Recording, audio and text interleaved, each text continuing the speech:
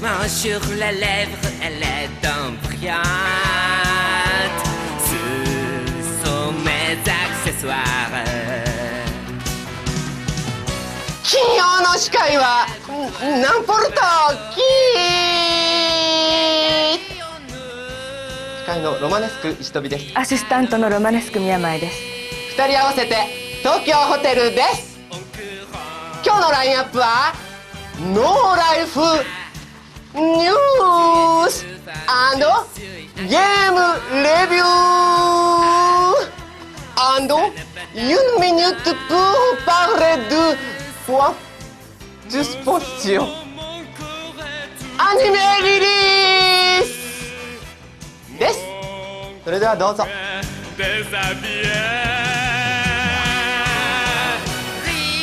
まず最初はノーライフニュースから見てもらおうか。庶民の世界ではどんなニュースがあるのかな。どうぞ。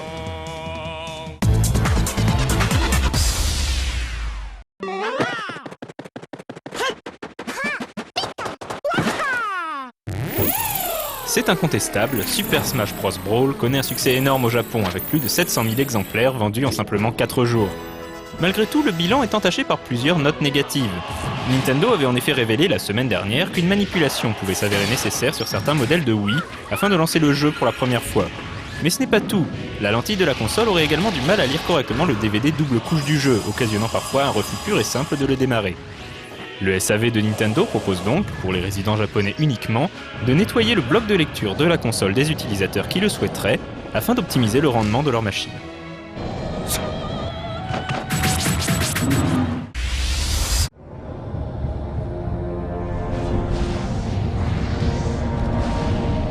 Le business réalisé via World of Warcraft grâce à la vente d'objets, d'or ou tout simplement de services contre de l'argent réel est d'une ampleur non négligeable. Devant ce problème, Blizzard avait décidé d'intenter en mai dernier aux États-Unis un procès à une société dont le site proposait de nombreuses activités illégales de ce genre. Quelques mois après, le jugement vient d'être rendu et il est sans ambiguïté. La société en question devra cesser le spam sur les serveurs de WoW et arrêter toute activité concernant le jeu. Un cas qui pourrait bien faire jurisprudence dans le milieu lucratif des MMORPG.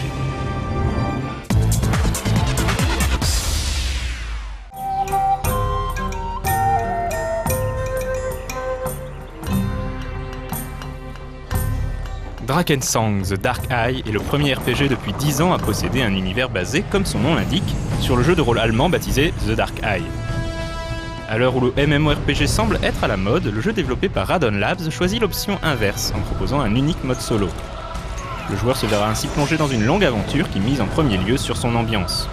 Le gameplay devrait quant à lui s'avérer plutôt simple, avec de nombreux combats en temps réel agrémentés notamment par des sorts de magie de toutes sortes. Sortie prévue pour le deuxième trimestre 2008.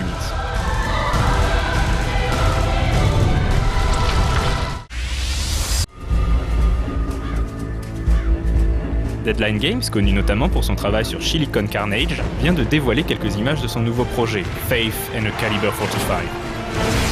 Il s'agit d'un jeu de shoot à la troisième personne à l'ambiance très western, qui devrait proposer notamment un gameplay axé sur le coopératif. On ne connaît pas encore la date de sortie, mais on sait en revanche qu'il débarquera sur Xbox 360, PC et PlayStation 3.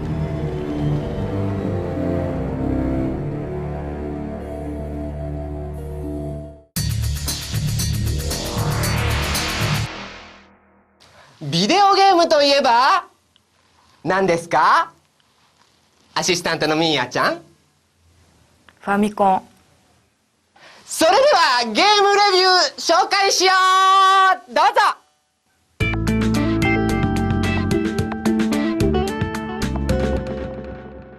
Nintendo poursuit sa route vers le grand public et nous propose une adaptation sur console du jeu de plateau le plus populaire au monde, les échecs.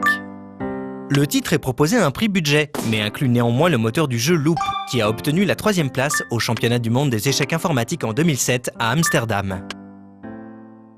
Sachant que les échecs sont reconnus en tant que sport en France depuis l'an 2000, il n'y a plus à hésiter.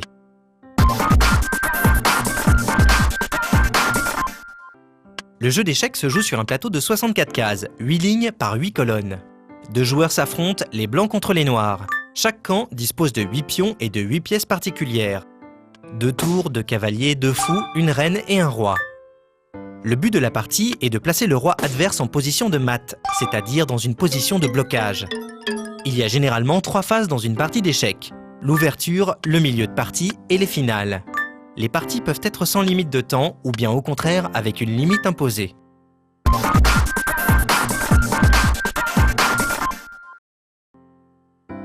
Oui Échecs est un jeu d'échecs en 2D qui ne propose pas beaucoup d'extras. On a la possibilité de jouer une partie contre l'ordinateur dont le niveau est ajustable de 1 à 10. Les premiers niveaux sont très abordables et le niveau 10 aussi redoutable qu'on peut le penser. Surprise pour la Wii, on ne contrôle pas les pièces à la Wiimote, mais avec la croix directionnelle. Cela fait franchement bizarre de jouer ainsi sur cette console. Le jeu propose aux débutants une certaine aide avec l'indication des mouvements possibles et même une suggestion de coups à la demande. On peut s'y frotter à 2 et on peut aussi choisir son style graphique de tableau dans les options. Pas mal de styles sont à débloquer, certains de bon goût, d'autres plus discutables. Et puis, c'est un peu tout. Le jeu ne propose pas beaucoup d'options, et même si l'on aurait aimé des tutoriaux et des modes de jeu alternatifs, rien de ce type n'est présent. On ne peut pas non plus utiliser ses Mii, et il ne faut pas s'attendre à des apparitions de personnages de Nintendo pour égayer l'affaire. On peut juste sauvegarder une vingtaine de parties pour pouvoir revenir dessus et les analyser à loisir, voire aussi pour essayer de jouer différemment à partir d'un certain point dans leur déroulement. Il reste quand même un atout avec le jeu en ligne. Celui-ci propose d'emmener le joueur dans un match de son niveau, ou bien tout simplement aléatoire. Dans ce mode, on placera forcément une limite de temps. Évidemment, ça marche plutôt bien techniquement, car ce n'est pas un jeu d'action. De plus, comme on ne communique pas avec l'adversaire, on peut ainsi affronter des joueurs de toute l'Europe.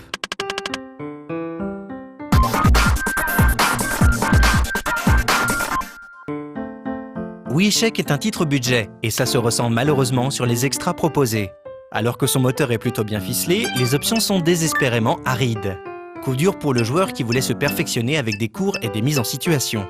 Il ne reste donc plus qu'à jouer, et là, heureusement, le jeu a des fondations solides. Il faudra bien des efforts et de la pratique pour affronter le programme dans ses niveaux supérieurs.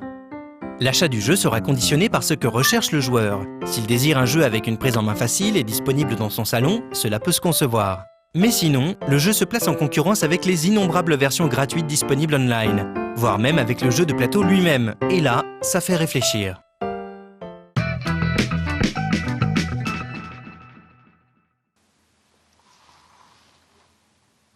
ここで重大発表。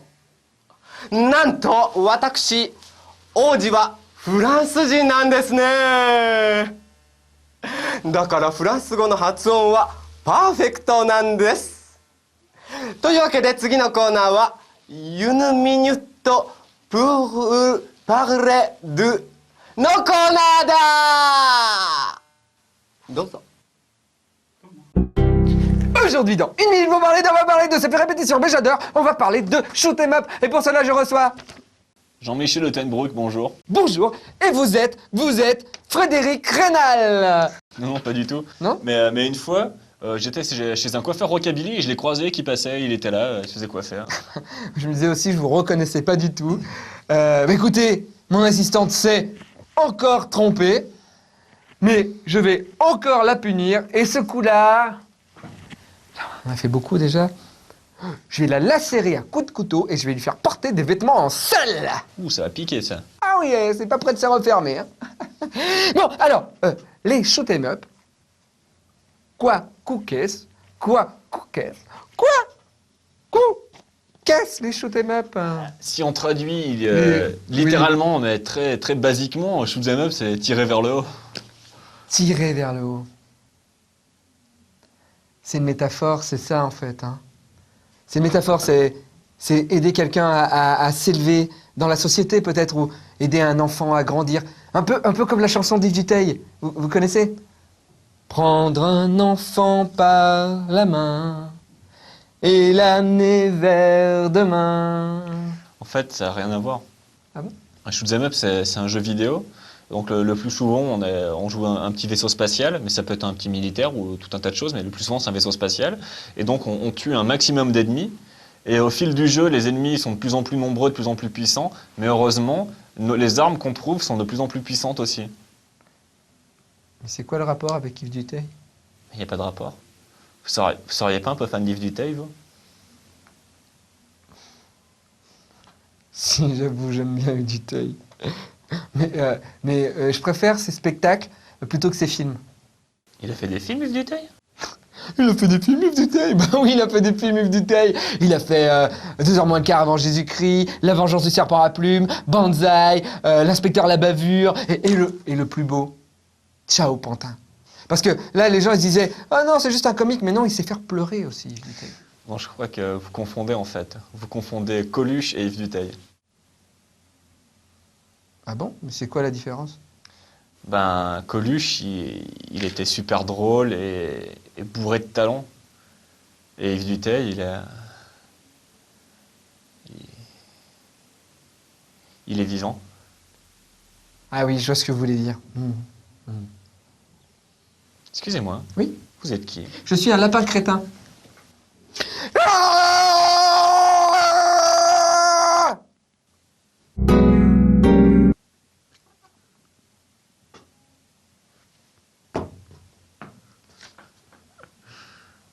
J'ai vraiment cru.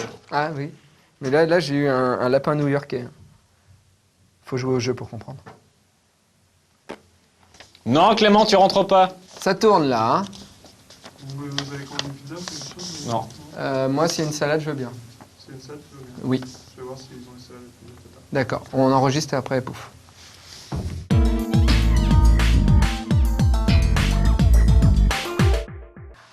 ところでアニメといえば何？アシスタントのミーヤちゃん。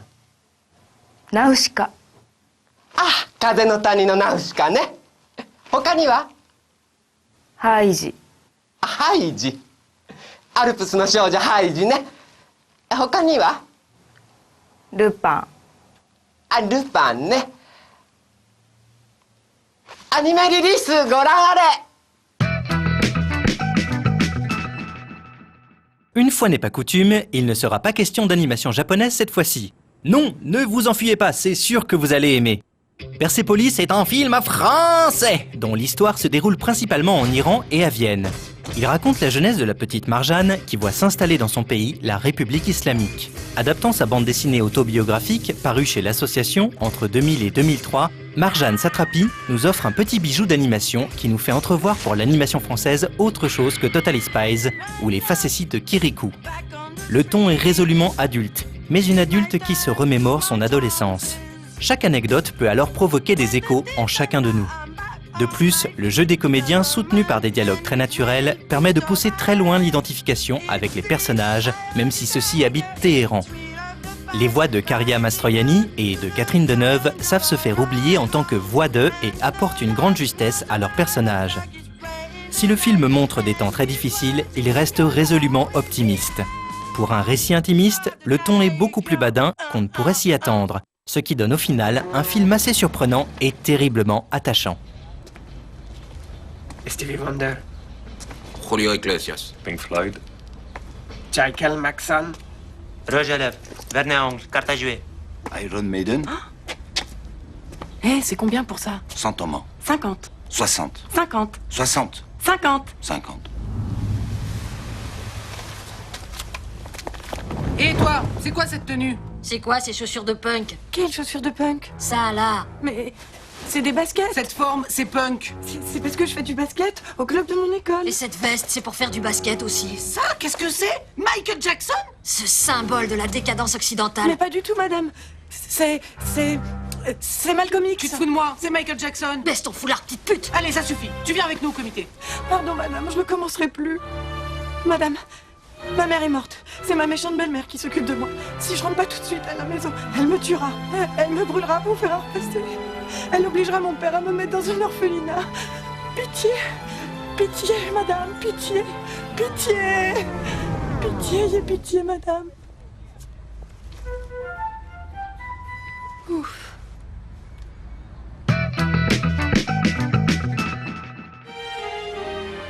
Final Fantasy, deux mots qui sonnent comme une promesse aux oreilles de millions d'initiés. Celle d'une aventure virtuelle qui dépasse le simple jeu vidéo. Celle d'un conte fantastique à l'univers envoûtant et aux héros charismatiques. En 2001, la série jouit d'une réputation d'envergure planétaire avec les succès des épisodes 7 à 9 sur PlayStation et l'arrivée du numéro 10 sur PS2. Et c'est fort de cette popularité qu'une adaptation en animé voit le jour cette année-là, sous le titre Final Fantasy Unlimited. À l'instar des différents épisodes de la série télé propose une histoire et un contexte inédits. Sur une Terre qui ressemble beaucoup à la nôtre, l'apparition d'un gigantesque pilier lumineux au milieu de l'océan va ouvrir une porte vers des mondes parallèles. 12 ans plus tard, Yu et Ai Hayakawa, deux jeunes frères et sœurs, décident d'emprunter ce passage magique afin de retrouver leurs parents. De l'autre côté, ils découvriront un monde mystérieux peuplé de créatures insolites, à l'image des facétieux chocobos. Ils y feront aussi la connaissance de Kazé, un guerrier capable d'invoquer des créatures gigantesques à l'aide d'une arme étrange fixée à son bras droit. Lors de sa diffusion, Final Fantasy Unlimited devait compter une 50aine d'épisodes. Au final, et face au bide magistral qu'a rencontré la série, elle n'en comptera que 25. Si cet animé n'est pas pour autant exécrable, les raisons de son échec sont assez évidentes.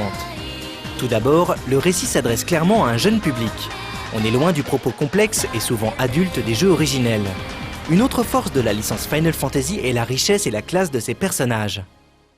Les fans ne se contentent donc guère des deux marmots insupportables que sont Ai et Yu, ni du soi-disant charismatique Kazé, dont la ressemblance avec un certain Captain Harlock est un peu trop frappante. Le chara-design de Nalakawa Kazuto, à qui l'on doit les personnages de la série El-Hazard, n'a clairement pas le même cachet que celui d'un Amano Yoshitaka ou d'un Nomura Tetsuya. Ajoutez à cela une narration parfois digne des plus mauvais épisodes de Sentai, une réalisation très inégale ainsi qu'une pléthore d'autres détails fâcheux, et vous obtenez une adaptation qui se voulait prometteuse, mais qui ne suscite finalement que la déception. Même la bande sonore, pourtant composée par Uematsu Nobuo, le créateur des sublimes musiques des jeux, ne parvient pas à rattraper le tout.